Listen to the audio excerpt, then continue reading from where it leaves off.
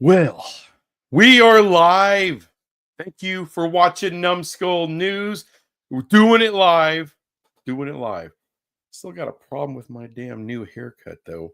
Get this one piece that keeps coming up. Can't expect perfection, of course. All right, so I'm going to start out with some future video announcements. I got a new video that's going to drop. It's my new Big 12 power rankings to start the season. I'm going to do power ranking videos every week through the season. So this is going to get us started. And I did a power rankings a few weeks ago, maybe a month ago, but I used a lot of expert data from all these different media outlets to compile the information that all that power rankings was based on. So I'm going to give you my strictly just opinion of all the Big 12 teams. And I'm going to line them up next to the results of all the experts and compare and contrast that. We'll see how that goes. We'll see how that crap goes. But any other kind of videos you may want to see me do, I'm going to do it's still out there, the Get It Gang. A little shout out to the late Golden Blue dude. Get It Gang video. So if you have an idea that you want me to do, now here's the caveat. If I think the idea sucks, I'm not going to do it. Or even if it's a good idea, but it's kind of way out of my wheelhouse or whatever, probably won't do it. But you never know. Go ahead and give it a shot.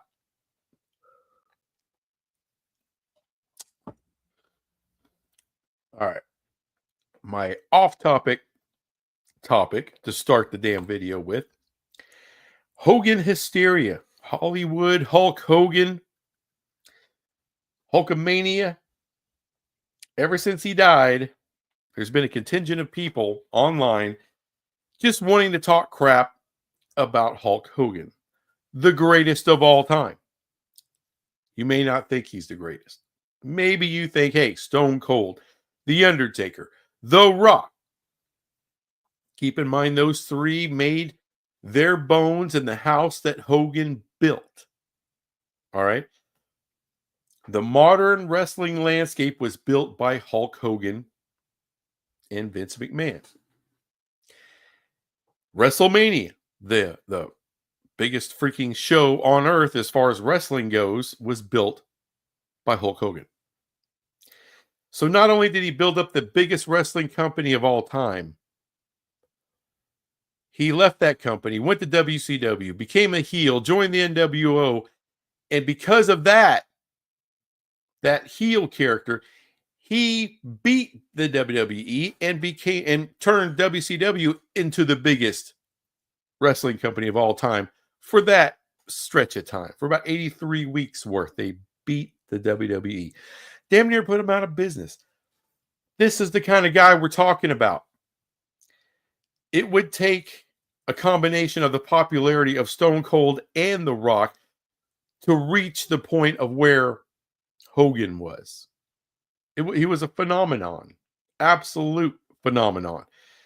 Probably one of the first wrestlers ever to have this to be a household name, regardless if people were fans or not. Now, that's all the goody stuff. What people hate him for, of course, was those leaked tapes where he's using the N-word because of who his daughter was dating at the time. Would he ever say that in public? Just to do it. Just, I don't give a damn. Kind of like the Ultimate Warrior did with gay people. He didn't much like gay people. Made that publicly known. No, he wouldn't. And if you want to look up Booker T, not Booker T Washington, Booker T the wrestler, or his tag team partner, he started off, got his first taste of success as a member of Harlem Heat with Stevie Ray, his tag team partner.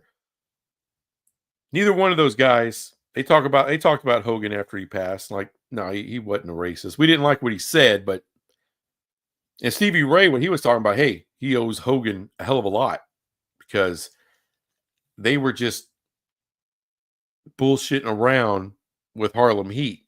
because it was kind of the good old boys network of WCW back then. And actually, Ric Flair didn't think much of him. And he's the one that was booking everything back then. Then Hogan comes in. All of a sudden, Flair ain't booking anymore. And Hogan goes to the higher-ups, hey, why aren't you pushing Harlem Heat? They're the best tag team you got. And thus, those two have the most success they've ever had. Booker T goes on to have a wildly successful career, big-time career, making millions of dollars. In part, due to the word of Hogan. Just saying. Now, if you're a black man or a woman, you're watching this video and you're like, hey, I don't mess with Hogan. That's why. Understand it. I'm not trying to convince you of nothing. You have every right to feel the way you want to feel. And if you feel that you've been, that kind of language has just done too much damage, maybe you were a Hogan fan or maybe you're never a Hogan fan, but you just feel, I'm either done with him or I'm never going to get started with him because of that language. Can't do it. I'm not here to try to convince you otherwise.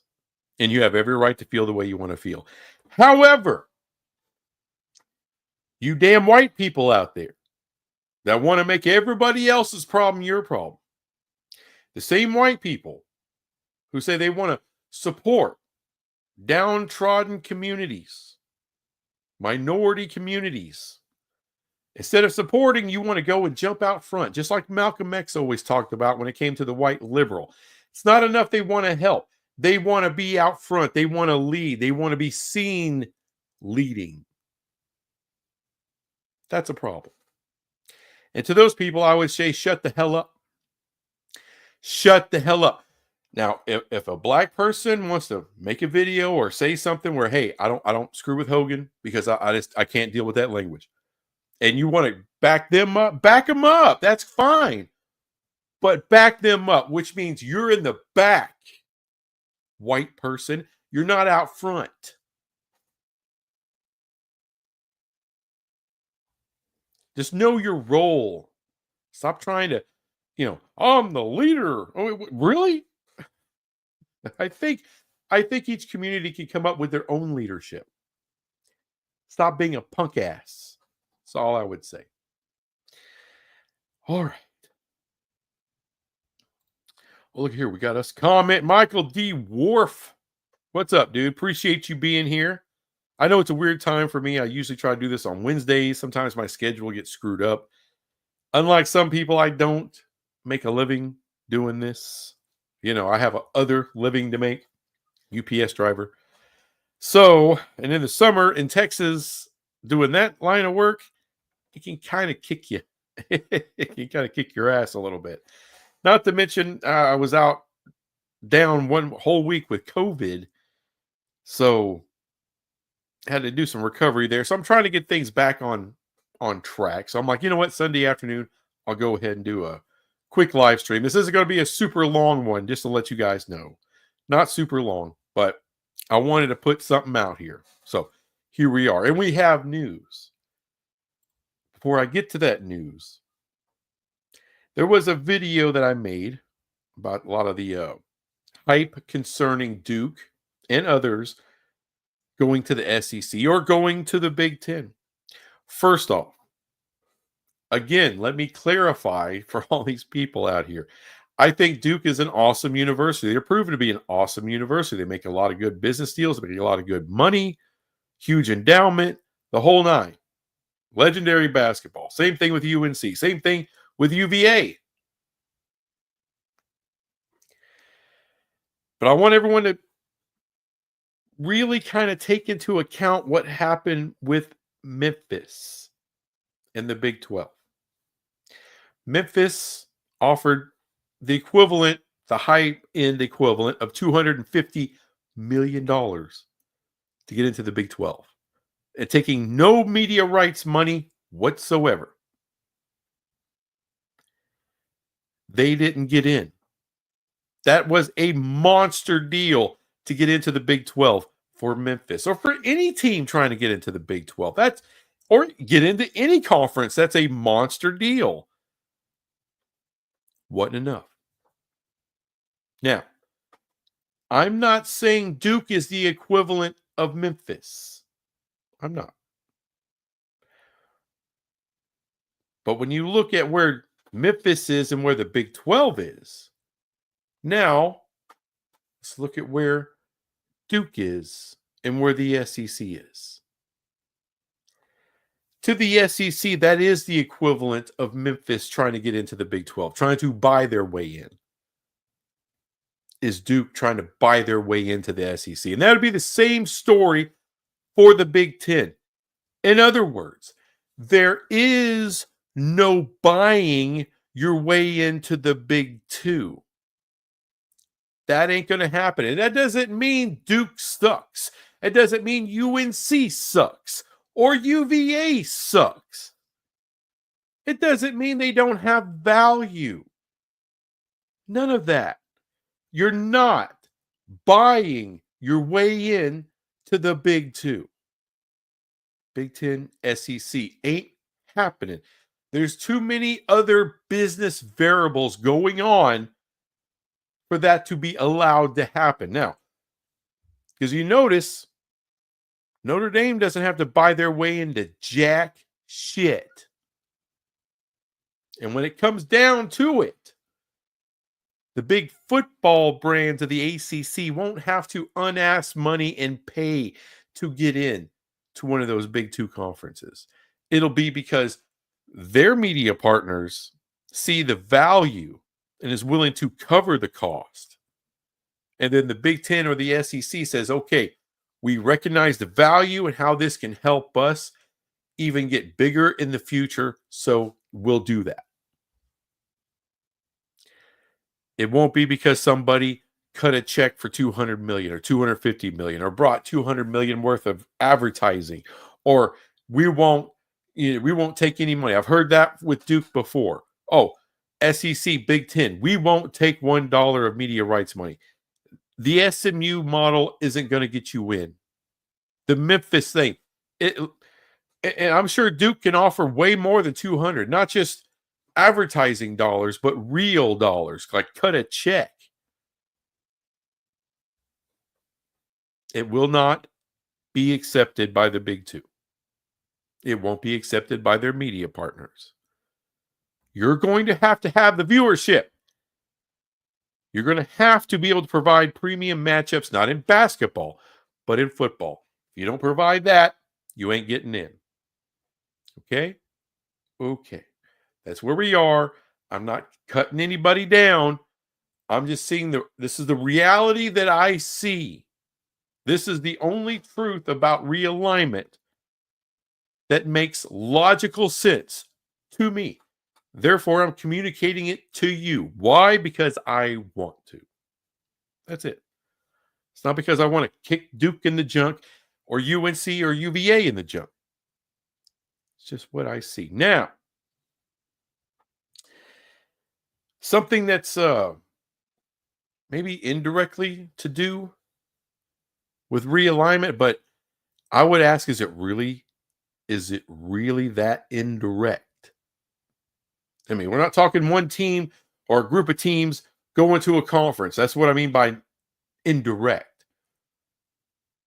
But it's moves like this that should inform you of how realignment is going to play out in the future. ESPN's been making a lot of news, making big-ass moves. And you know what? I went ahead and wrote down some facts. I want to make sure I got my facts in my ancient way of doing it, writing on papyrus or whatever the hell. Nope, that ain't it either. I thought that was a little long. There we go. There it is. There's my factoids for the reason for the video. Gotta stay hydrated. It is Texas. Right next door to hell in the summertime. We kind of move right next door to hell. Anyway.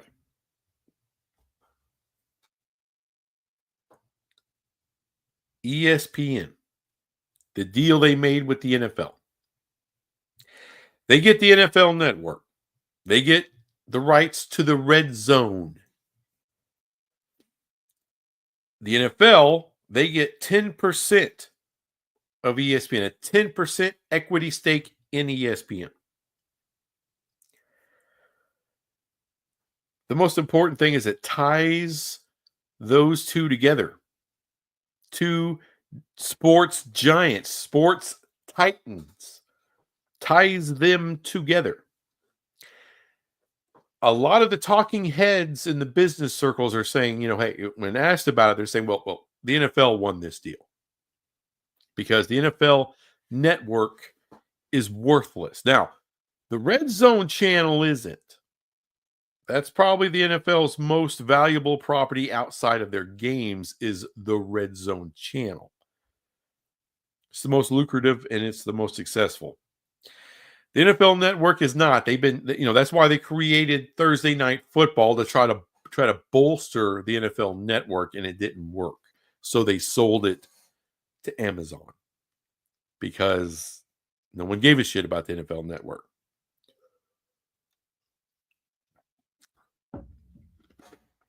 So when you're an expert and you're saying, okay, you're giving away 10% equity in ESPN, that makes an ass ton of money. It makes Disney money.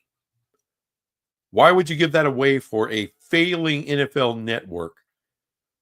And yes, the Red Zone channel is valuable, but not as valuable as 10% of ESPN. There's a reason. Same reason why the NFL did a huge deal with the WWE. Starting in 2026, they will broadcast on their straight to consumer app. Because that's where everything's going with ESPN, is straight to consumer.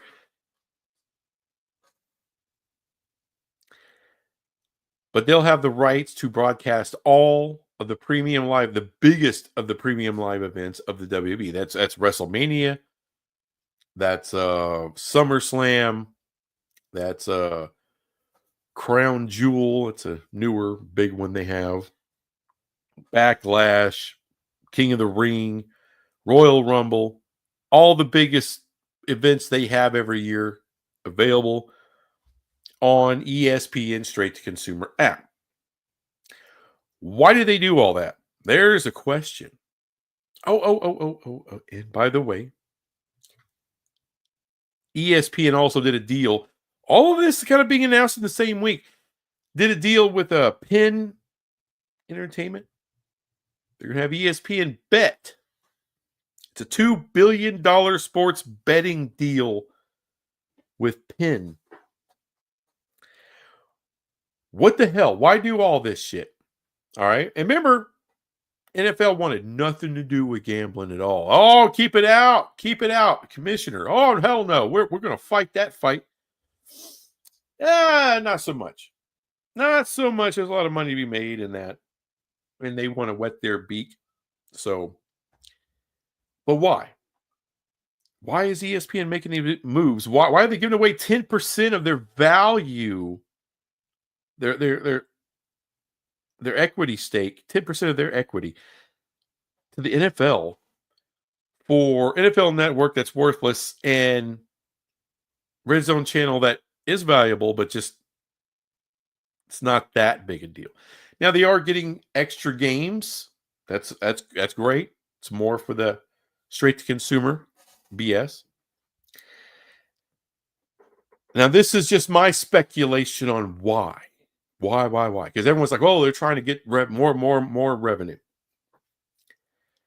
No.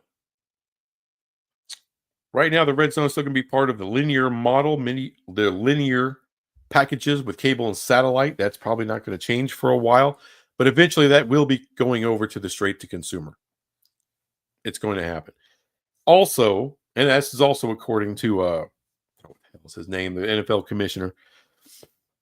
But now, ESPN has the rights to the Red Zone, so now they can do Red Zone college football, Red Zone SEC, Red Zone Big 12, Red Zone ACC, and other sports as well. which would be huge. It would be huge. But still, does that make up for the 10% stake? No, it doesn't. Disney's going to sell ESPN. A couple of years ago, I'm sitting there, and it's been a couple of years, but I was reading stories of all the moves that at that time ESPN was making, and all the experts said it looks to us like they are setting up for a sale. So now you tie ESPN to the biggest sports league in the world, NFL. So when streamers get in, they want NFL action as much as possible. You got huge college sports brands, SEC, Big 12, ACC.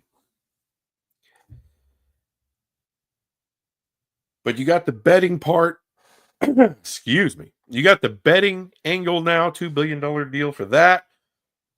WWE, which has consistent fan bases.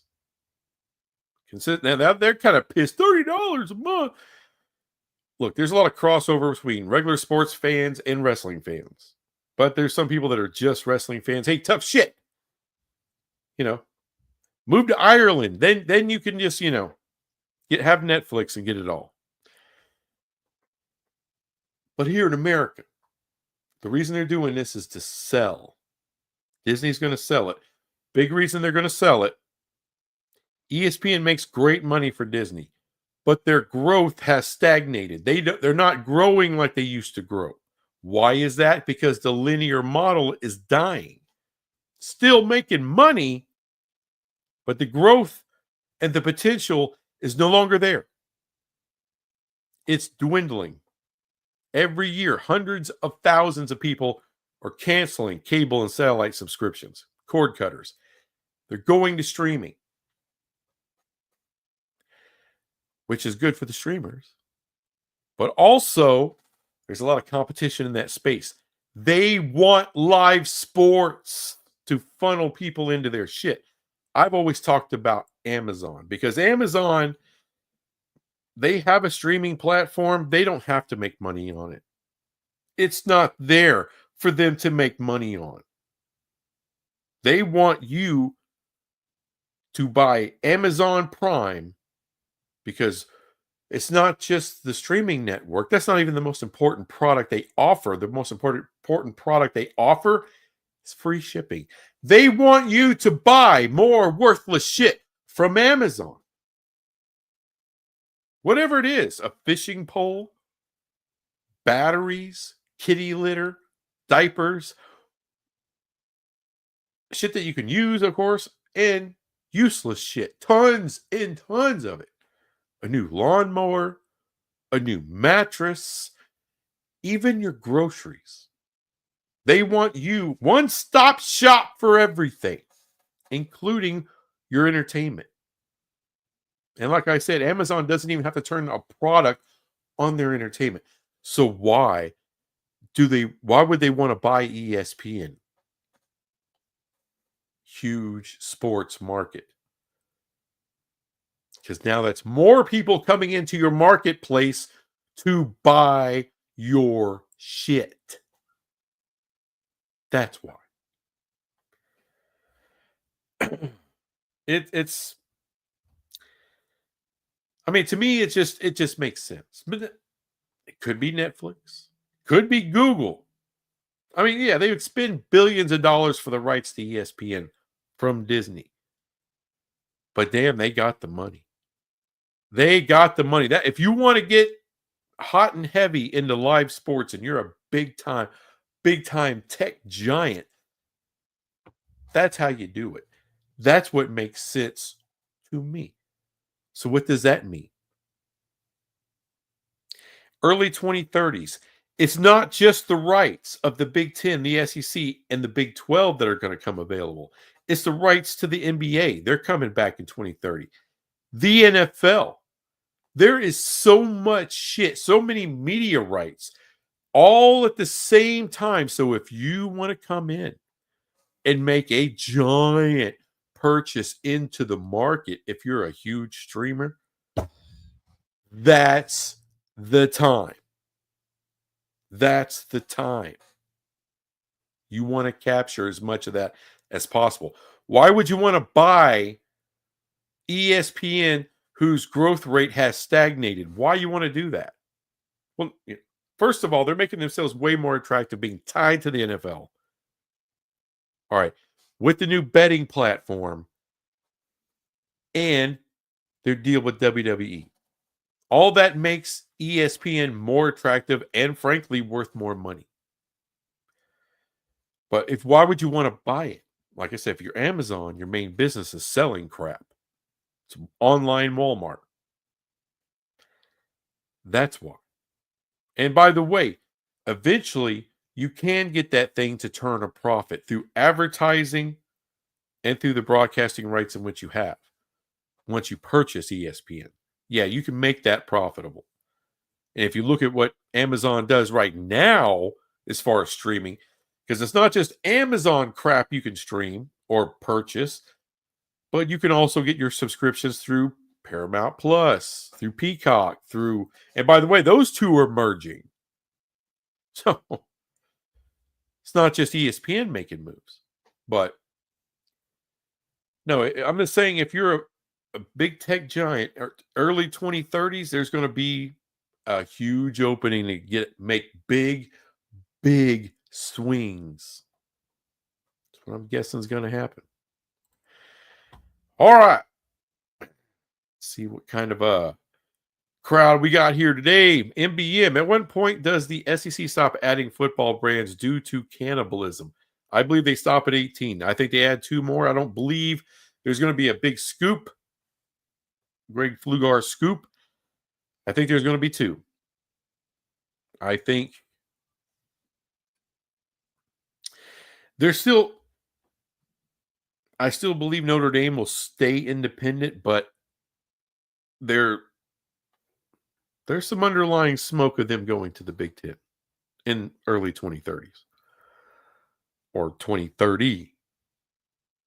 And if they do that, it'll be Notre Dame, Miami, or Notre Dame and one more biggest possible brand that the Big Ten can get, or someone that just Notre Dame wants. But the whole time, I've always felt the Big Ten ain't going past 20, and I don't think the SEC is going to get to 20. I don't think they care enough to get to 20. They don't have to. I think they want to stay at 8 freaking conference games. I think that model works best for the SEC as far as getting at-large bids. That's the best way to get at-large bids for them. That's their whole belief system. Why change it? Don't add a shit ton of teams. I don't think they're going to. And they're not going to dilute themselves with some of these brainiac schools, these basketball schools. Well, there's a lot of value in the future of basketball. Maybe that's true. I believe that. Yormark believes that. Greg Sankey believes that. But the media companies aren't going to pay SEC prices for basketball schools. They ain't giving that money up. Oh, but they got pro rata. But the SEC isn't going to take a shit on their media partner to add someone in they don't want added. So, as far as the SEC goes, I think they stop at 18. If they get to 18, they stop there. Jimmy Otson, there are only a few schools that could bring media value to the SEC outside of the Big Ten. FSU, Clemson, Notre Dame, and maybe Miami. Anyone else allowed into the SEC is being brought in for other reasons. And I don't believe this is the era of other reasons. Because it doesn't make sense, Jimmy. It doesn't make sense. You need premium matchups to sell subscriptions. That's what ESPN wants. They're launching their straight-to-consumer product at the tail end of August, like August 26th or something. That's their future. That's what they're counting on for the future. Ed D, I predict that there will be a lot of upsets this season. There could be. Very well could be. Hell, they were last year. Remember Vanderbilt or OU in Alabama? It can happen. Possibly look out for USC. From what I'm, watching old Greg Flugar a little bit, and he had a USC collar on it and went through the schedule. The schedule looks pretty damn easy to me. But that's not, one game upset. If they beat Oregon, that'd be an upset. Nebraska Steve, what's up, dude? The ESPN direct-to-consumer consumer service allows subscribers to access ESPN content directly, circumventing carriage agreements disputes that can lead to blackouts of ESPN channels on cable and satellite providers. It's one of the things I've been arguing with some of these dipshats that want to comment at me when I started saying this isn't going to be about carriage fees. No, it's going to always be about carriage fees. No, it's not how this shit operates. It never has operated that way. Don't give me YouTube TV, Hulu TV. This kicks that shit in the junk too. So thank you for the comment. Justin R.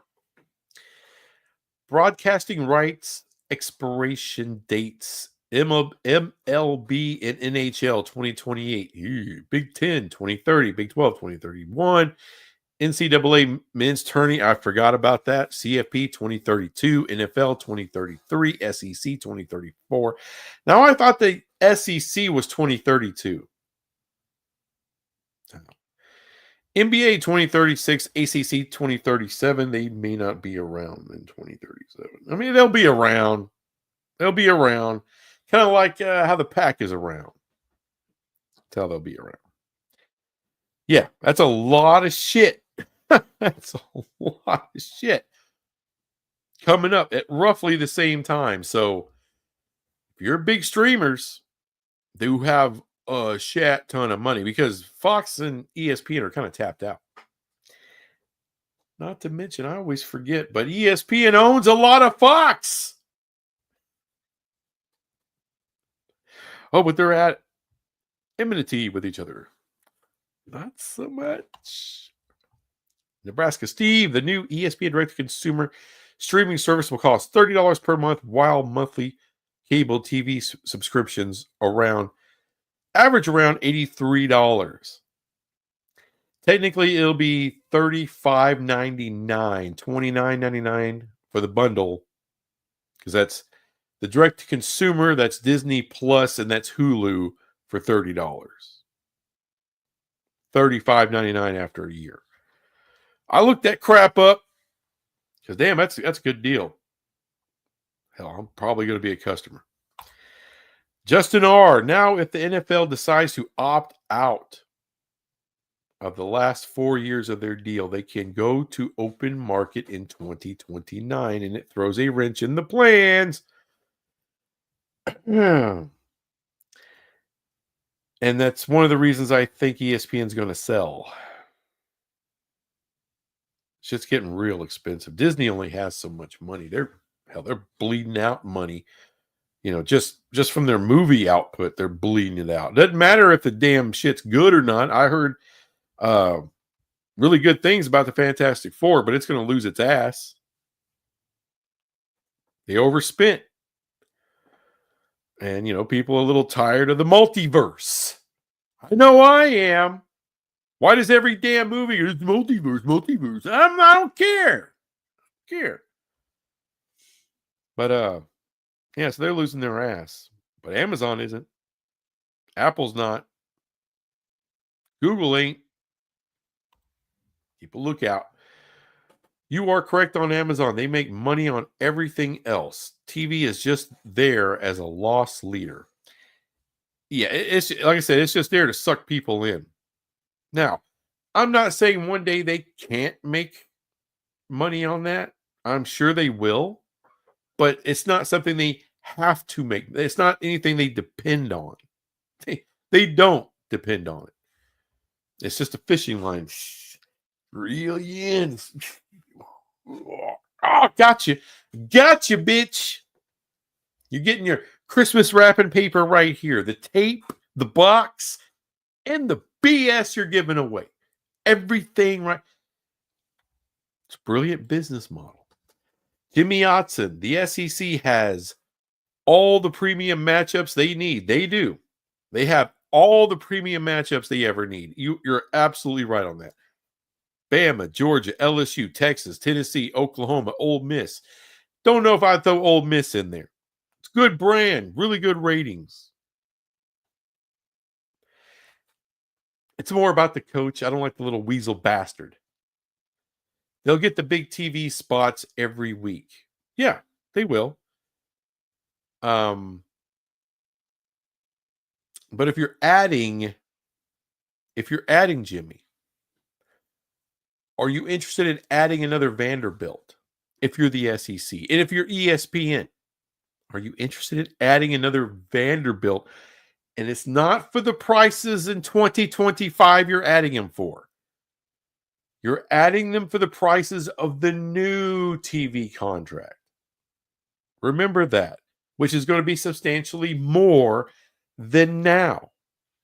So even half of that is not a good deal at all. Not for Duke, not for UVA, not even for UNC. It's a bad deal for ESPN. At those prices, hell no. Disney's biggest money issue was buying Fox Studios, $68 billion in 2019. And they have been bleeding money since then. But ESPN does make a profit. One of the big, that's not just that, Daniel Gygax. and here's the thing. They spent that because they get the entire Fox movie catalog. And I believe like shit like The Simpsons. All right, all these massive franchises. Disney Plus is going to be a monster. It's not profitable right now. But it hasn't been profitable really since it started. They knew it wasn't going to be. Not all the money they're having to put in because Disney has a shit ton of content themselves, but this is a content business now. And it's not about what's airing and brand new right now. It's all the IPs. It's a content IP driven business. That's what streaming is. So, like right now, was it Warner Brothers, or you have to go on Max to see it, but Friends has been the biggest thing streamed since it went onto a streaming platform. It was the biggest show streamed on Netflix the whole time they had the rights to it. On Max, it's the biggest thing they stream. That's just been over for 20 years. It's still the most watched program globally. It's about IPs. That's what it's about. Disney's got a shit ton of IP. That streaming service, that Disney Plus streaming service, it's already huge. It's going to get way bigger. That money they gave to Fox, they will make money on that eventually down the road. It's too freaking valuable. All right. It's kind of like what MGM has been doing for years and years. And I think Universal too, but I think MGM's the biggest one. They own a lot of old school IP and all that. People have tried to buy different franchises or just, the rights to a movie that they own. They don't give up anything out of their library. Nothing. Why? Because it's all licensing fees, especially now in the age of streaming. Holy shit. Now, they did pretty well back in the day with DVD sales. MGM and Universal made shit tons of money on that. They're making shit tons of money on just licensing to streaming service, licensing to Netflix and the Hulu and Disney Plus or whoever. Well, really, Disney Plus doesn't really license anything. That's the key. That's how you make the most money out of your streamer, is not paying licensing fees. But a lot of people still do. It's just easy.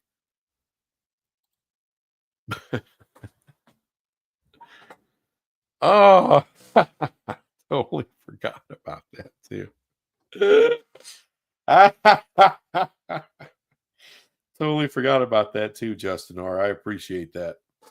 You made me smile today. But that's the future. Streamers are coming in a monster way, and a shit ton of rights are going to be right there available to be gobbled up by them, including somebody gobbling up ESPN. What does that mean for college football? More money and a bridge to the future of how you're going to make your money. That's what it means right there. Because it's incredibly valuable content. College football is the second most popular sport in America. Of all the live sports, which is the most valuable entertainment properties for purchase. All right. The Big 12 is a part of that. I know. Oh, Big 12 don't freaking matter. They don't get no ratings. They get good enough. They get good enough. This is why private equity has a valuation on them saying they're going to double their media rights in the next deal. Double it. That's not my valuation. I'm not smart enough, nor am I, what do you call it? Educated enough. You know, I don't have any kind of title that says I'm a guru of this or that. No. It's the actual people investing billions. I'm going off of what they say, not off of what I say. Going off of what they say. You know, I'm not. This isn't the Numbskull News valuation. So when those people are throwing numbers around like that, I pay attention. Because the Big 12 is going to be around for a long time because there's a reason for it.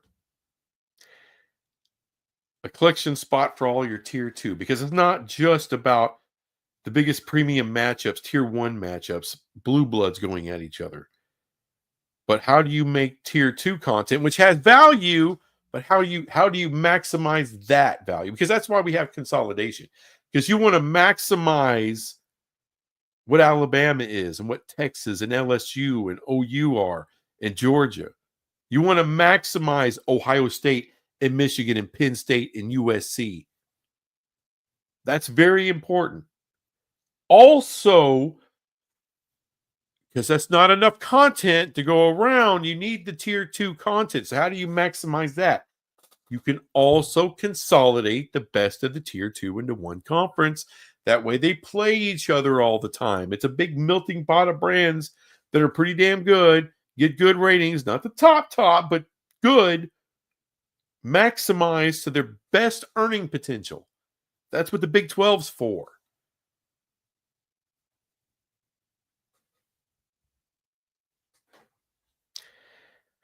That's what it's for, baby. All right. Jimmy Otson. Question is, will ESPN bridge the NFL to college football? Yeah, I mean, I think they kind of do that now. I mean, through the draft. They do a lot of that with the draft. They do a lot of that through fantasy sports, fantasy football. So, I mean, there's already a bridge there. There's already people that pay attention to both. I know I do. I play, you know, I'm not next weekend, but the weekend after, I'm doing live drafts like a son of a bitch on the weekend. It's that time of year. So it's important to know who can do what and who gets drafted where, what opportunities are going to be there. Anyway, guys, that's all I got for today. I'm going to have to shut it down a little bit early. I got steaks to grill, people. A little late dinner, but oh well. My big ass going to eat good today. Anyway, thank you guys for being here. I definitely appreciate it. Keep a lookout for my power rankings video, the one that's going to set the stage for the year. It's coming up.